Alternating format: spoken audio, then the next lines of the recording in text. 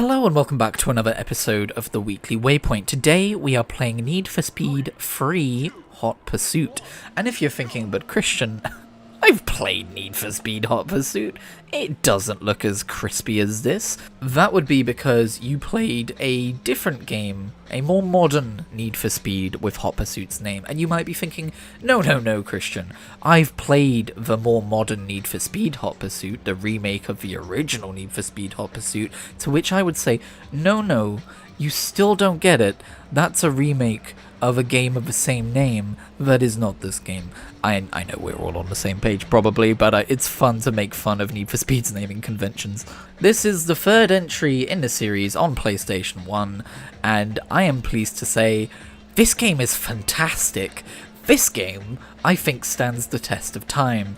It is very rare that I go back and play a game from decades past for the first time and fall in love with it, as it were, but I think for the first time since maybe Wipeout Pure on the PSP, I am sat here going, oh, I wish I had this game back in the day, because it would probably have been one of my favourite games of its time.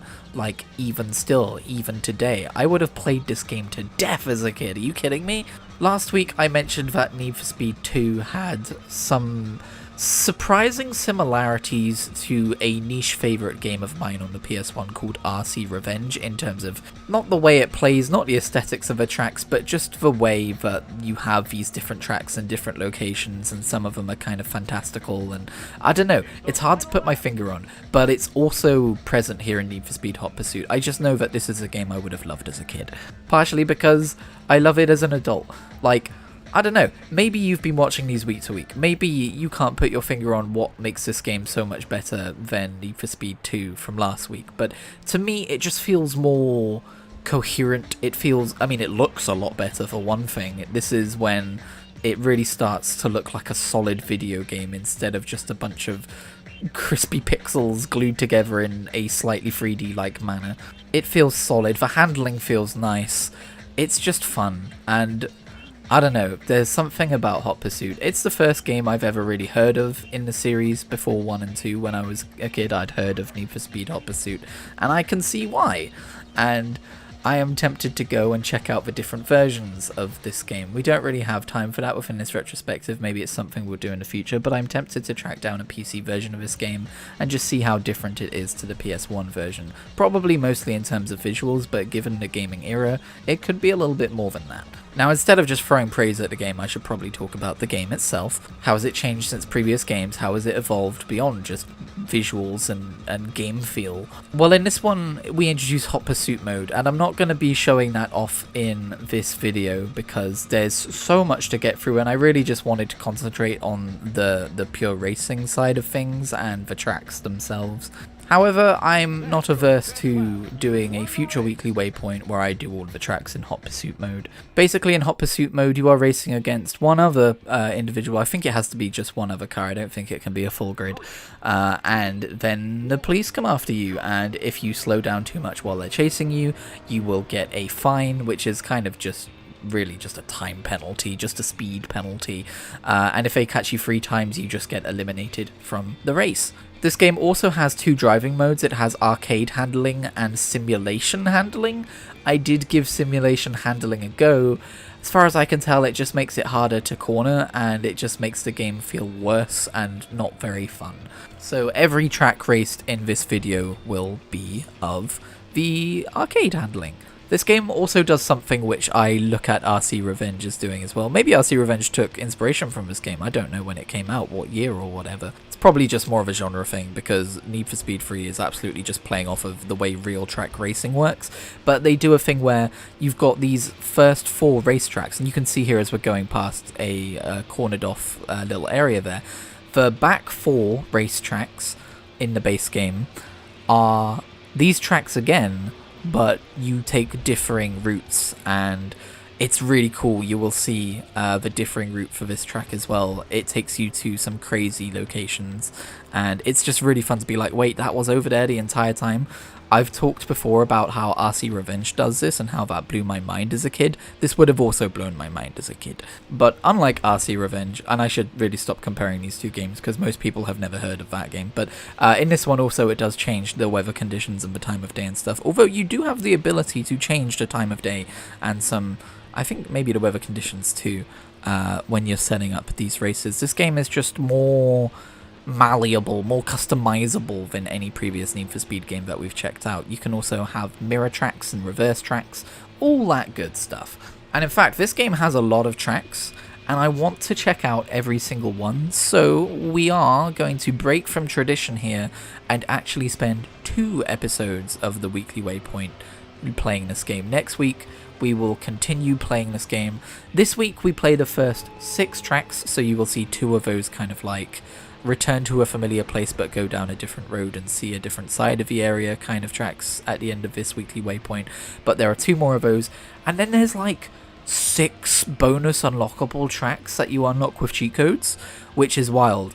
There are so many cheat code only tracks, so I'm really curious to check those out and just see how wacky and weird that those might be. And so to do that, we will be dedicating next week's episode of A Weekly Waypoint to exploring this game further.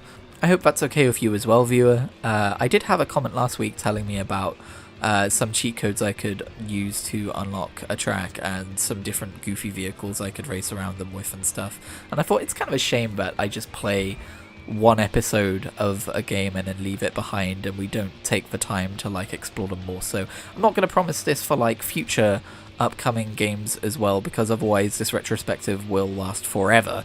We do need to put some limitations on this, but also the Weekly Waypoint isn't only these retrospective miniseries I do within it, it's also sometimes just me playing games that I like, and I can see myself revisiting this game in future Weekly Waypoints just because I feel like playing it, which is a pretty big compliment to a game that released nearly 20 years ago that I'm just now playing for the first time. Now don't get me wrong, I don't know if everyone's gonna have this same experience if they go back and play Need for Speed Free Hot Pursuit for the first time. It's probably just because it reminds me so much of these arcade racing games I played as a kid and loved so much, and this is the first one that really felt actually legitimately fun to play, just outside of just seeing what it was like historically.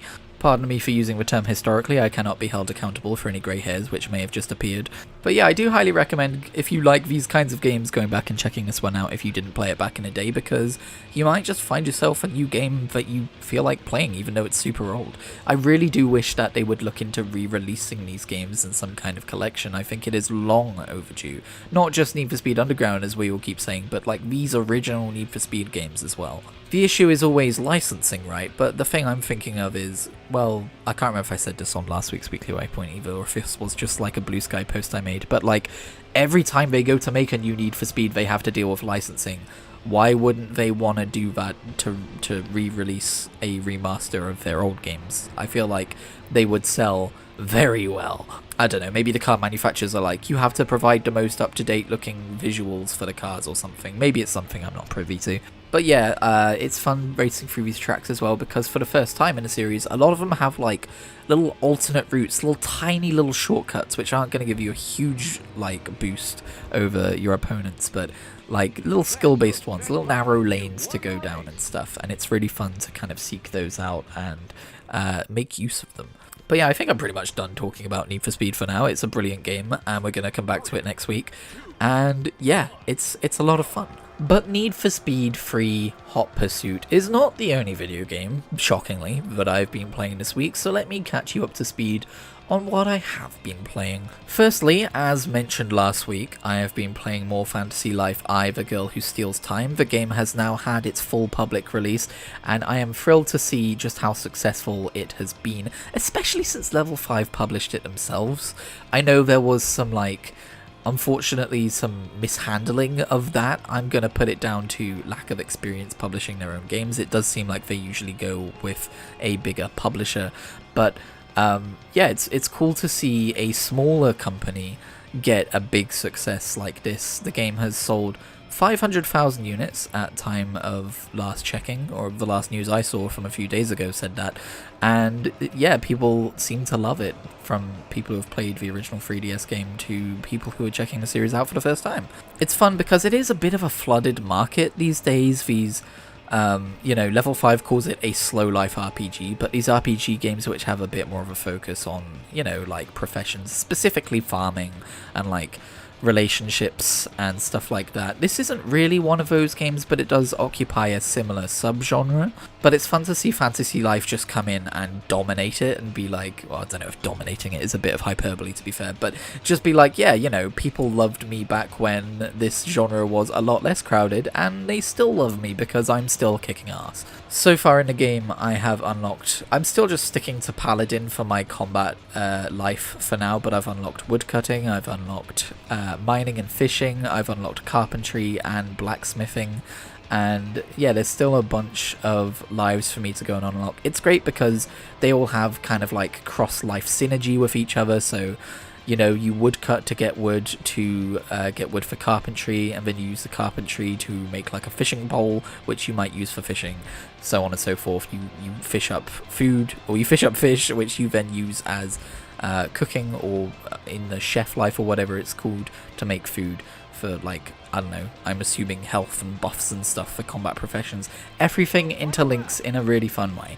And the story continues to be charming. The dialogue is just so charming, like the little incidental bits of dialogue out in the world that these characters say to you and stuff, but also just the story itself. It's a great time. I recommend it to anyone. Well, anyone who likes fun, anyway. There might be people out there who hate fun. This would not be the game for you. I mean, okay, to be fair, I have had some people say, it looks really good, but it is £50, and I get that. That is fair, but definitely keep an eye out for it on sale. I'm not saying it's not worth £50, I'm just, money's a bit tight for all of us these days. But yeah, with the AAA landscape being almost permanently on fire with controversy and bullshit these days, I would recommend people to just seek out these smaller, more intimate experiences by smaller development companies. I don't know if you could really call Level 5 indie, but, like these AA, I guess, gaming experiences, and also, of course, indie game companies and stuff as well. These indie devs and these smaller gaming dev companies, they really do embody the original spirit of gaming from back during times like Need for Speed, Free Hot Pursuit, like what gaming was about back then, which was just making these fun little games which weren't obsessed with being these persistent forever games with massive untenable budgets and expectations. And art theft, looks at Concord. I say this because I gave gaming podcasts a break, and I ended up missing them.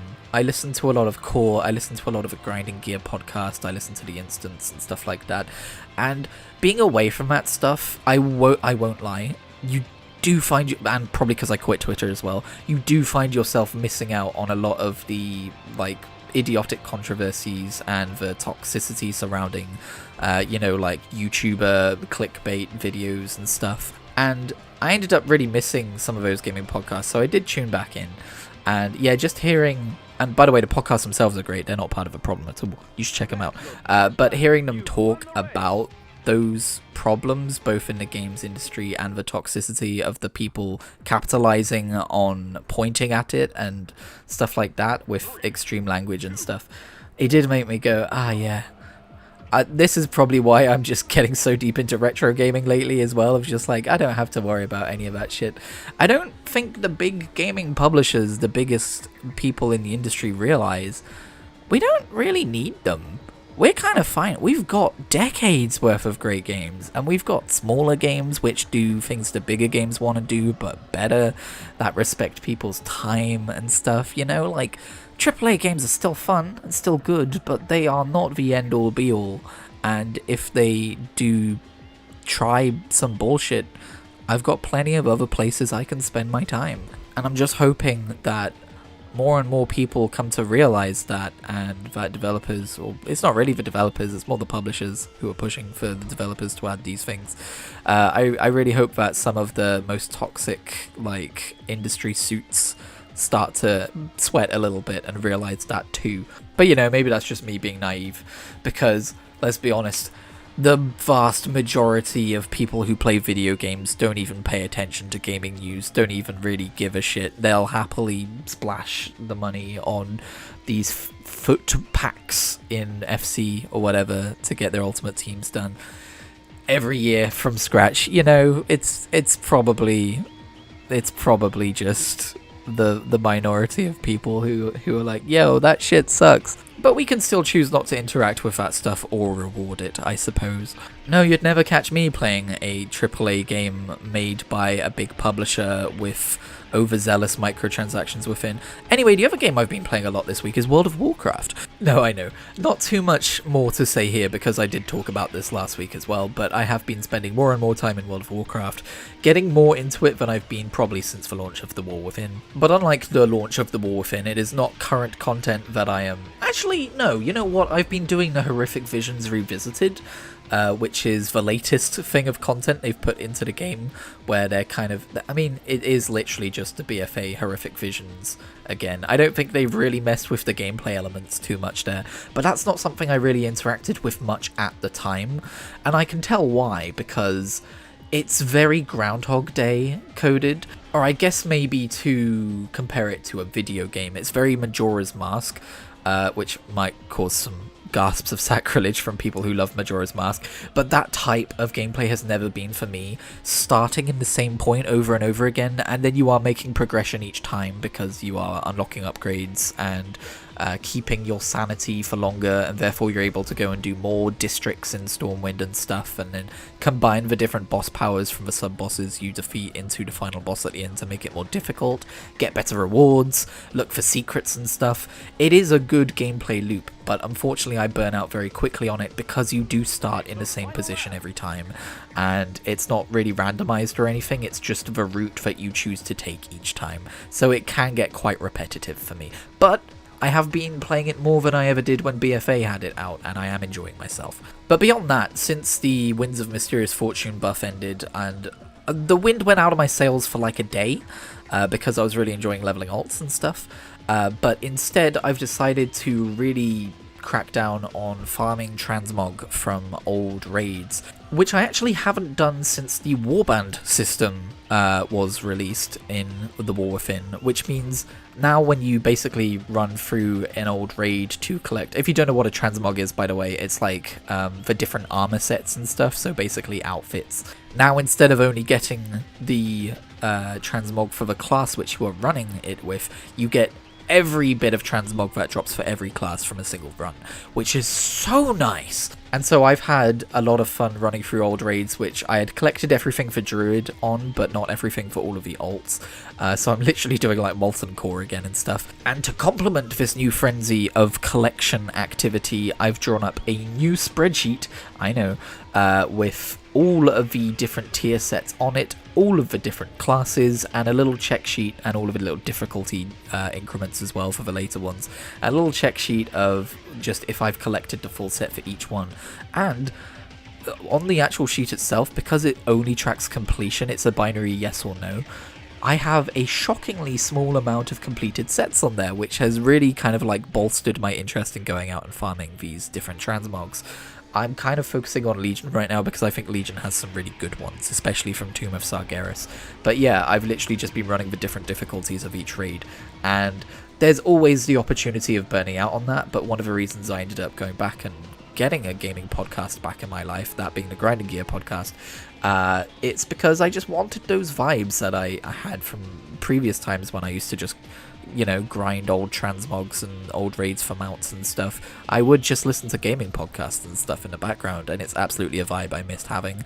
And I think, you know, I made a conscious decision to stray away from podcasts to try and spend more time listening to audiobooks, because I felt like podcasts were almost the junk food of what I could have in my ears when I could instead be reading books. But in the last few months, I really have come to appreciate that podcasts are worthwhile in their own right, and you know, it is a vibe that I have now had missing from my life of just almost like just hanging out with two strangers, listening to them talk, strangers in a broader sense. It's a parasocial thing, I guess. There is value to that, but I'm still going to limit it to just the one podcast. So I'm probably just going to limit it to the Grinding Gear podcast. Because before I had so many podcasts on the go.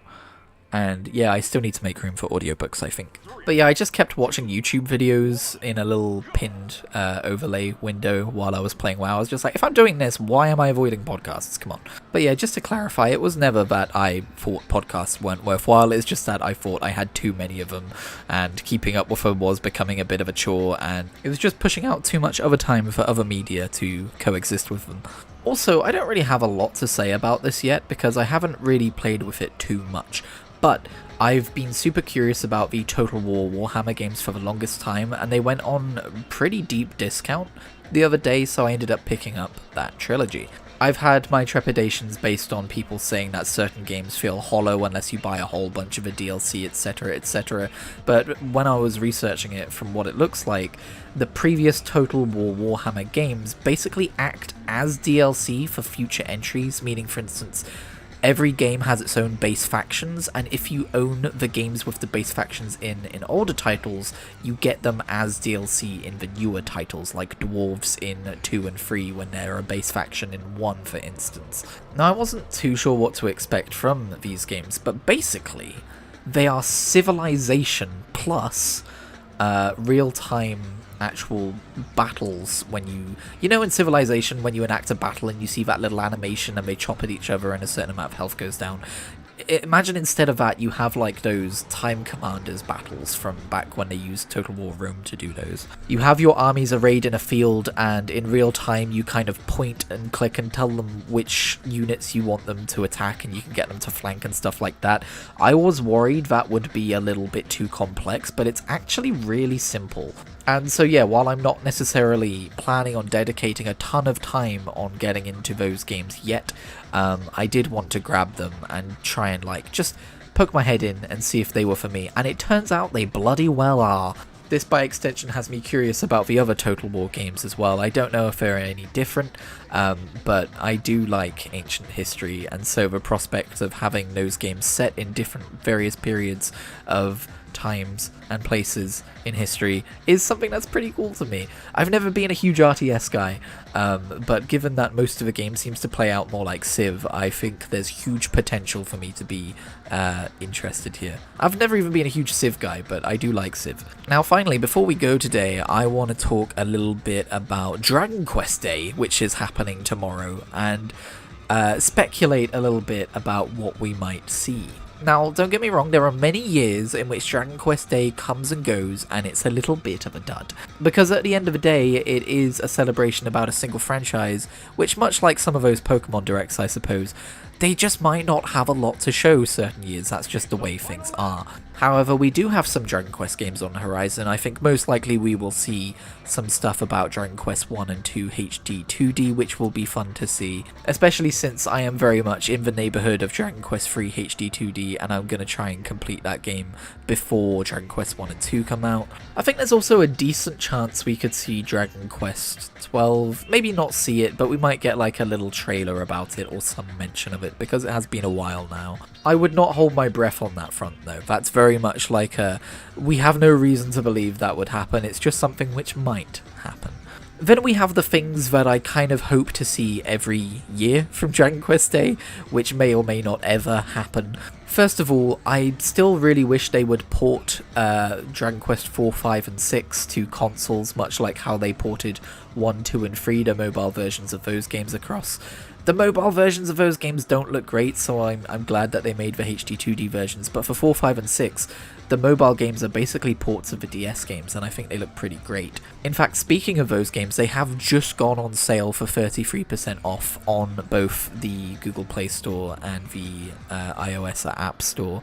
They are available for £10 each right now, and I am sorely tempted to get those, because I've emulated 4 a little bit, but it's just not the same. I just cannot treat an emulated game like an owned game, no matter what. It must just be a thing in my brain, but I just can't get into them. And it would be nice to own a version of 4, 5 and 6. By all accounts, they are surprisingly good ways to play those games.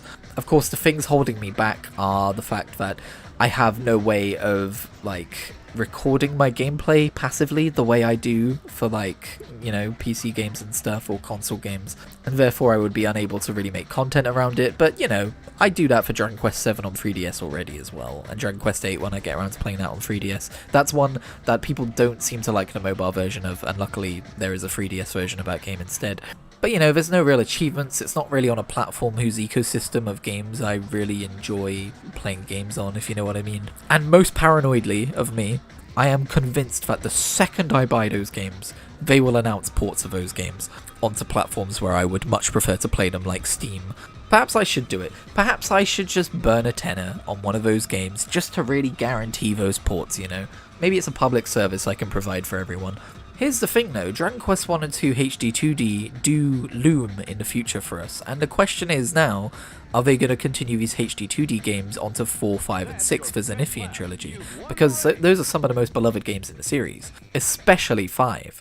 And if they were planning to start development, or maybe they've already started development on a HD 2D series of those games, would they then port the Dragon Quest games from mobile over to Steam and stuff when they've got those on the horizon?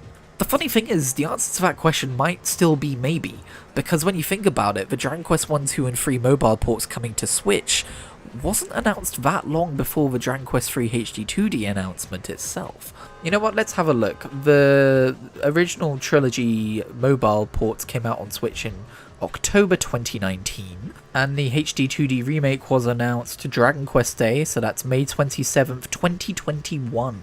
That's a year and a half afterwards. And I really doubt that they would announce Dragon Quest 4 HD 2D remake when Dragon Quest 1 and 2 HD 2D remake have yet to even release. So yeah, it's still a maybe. I think they know most Dragon Quest fans would double dip. And then if I really want to get my tinfoil hat on, although it's not even a tinfoil hat because I don't really believe it's going to happen, but if I really want to put my clown makeup on, I suppose, I will state my wish that I state for Dragon Quest Day every single year of my goddamn life. Dragon Quest X for the West, please. I am an MMO guy. Please, Dragon Quest X for the West. You have no idea how much I need this game. Please translate this game. Especially since it has ties to 9, which again, I've not finished. I've never finished a Dragon Quest game. We know it's my cardinal sin of life. But I'm interested in how it ties to 9. That's strange. I always liked 9's themes of, like, having angels and stuff. I thought that was an interesting little story beat to go for a Dragon Quest game. But yeah, I'm not getting my hopes up too much, because I think what'll probably happen is we'll just get a new trailer for Dragon Quest 1 and 2 and that'll be it. Maybe some new spin-off game in the vein of Dragon Quest Treasures that I don't really care about. Builders Free would be phenomenal though. But yeah, should I pull the trigger? Should I get at least Dragon Quest 4 on the iPad? I guess 10 quid. Yeah, I'll do it. 10 quid ain't so bad if I end up burning 10 quid.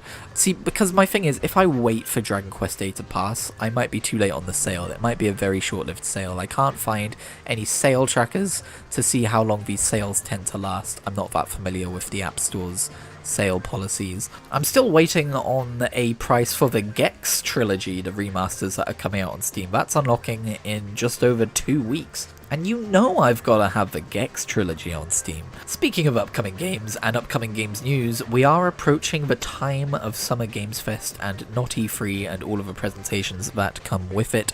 I will probably spend a little bit of time next week talking about what I would like to see from said presentations.